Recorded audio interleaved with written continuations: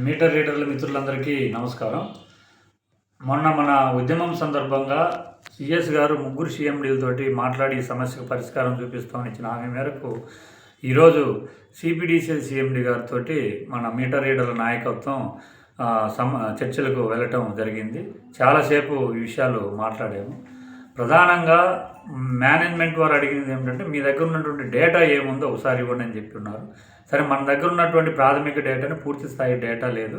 అక్కడ ఉన్నంత మేరకు మన నాయకత్వం మేనేజ్మెంట్కు ఇవ్వటం జరిగింది. దీంట్లో ఐటీ నాన్ ఐటీ నిర్దిష్టంగా అంటే మన దగ్గర వాస్తవంగా నిర్దిష్టమైనటువంటి సమాచారం లేదు. ఆ విషయాలు మీ అందరికీ కూడా తెలుసు. జిల్లాలని పదే అడుగుతున్నా కూడా రానటువంటి పరిస్థితి. అయినప్పటికీ మేమిచ్చిన డేటా కాదు, మీరు మేనేజ్మెంట్ కానీ మీరు కింది స్థాయి వరకు కూడా ఒక నోటీసు సర్క్యులర్ పంపించి అధికారికంగా ఒక డేటా తెప్పించుకోండి.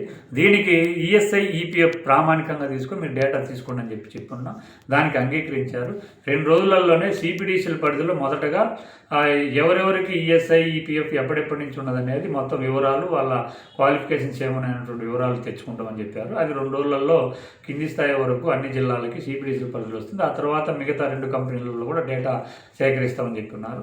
అది సీఎండీ గారు చెప్పింది ఏమంటే, సిఎస్ గారితో ఈరోజు మాట్లాడడం కుదరలేదు. రేపు కానీ ఎల్లుండి కానీ టైం తీసుకొని ఈరోజు చర్చల్లో మనం చెప్పాము ఏ రకంగా వీళ్ళని అకామిడేట్ చేయొచ్చు, మీటర్ రీడర్లకి రీడింగ్ తర్వాత మిగతా పనులు ఏ రకంగా చేయొచ్చు అని మనం కొంత ఇప్పటివరకు రిప్రజెంటేషన్తో చాలాసార్లు మాట్లాడుకున్నటువంటి విషయాలే అవన్నీ కూడా చెప్పడం జరిగింది.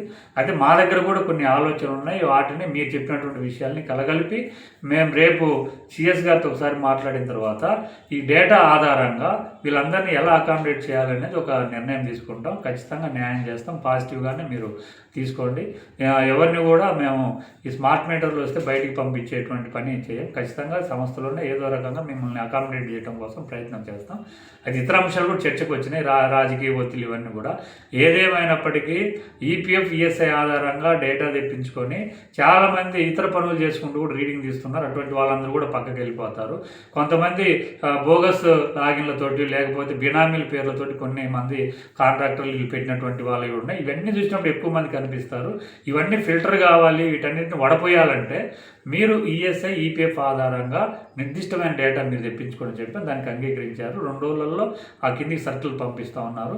ఆ డేటా వచ్చిన తర్వాత మళ్ళీ మనం కూడా ఆ వచ్చిన డేటాని క్రాస్ చెక్ చేసుకొని ఎక్కడెక్కడైనా తప్పుడు డేటా వచ్చింది లేదు చూసుకొని మళ్ళీ మేనేజ్మెంట్ కూడా చెప్పాలి. ఈ 2 రోజులలో సిఎస్ గారితో మాట్లాడిన తర్వాత ఒక కంక్లూజన్కి రావడానికి అవకాశం ఉంది.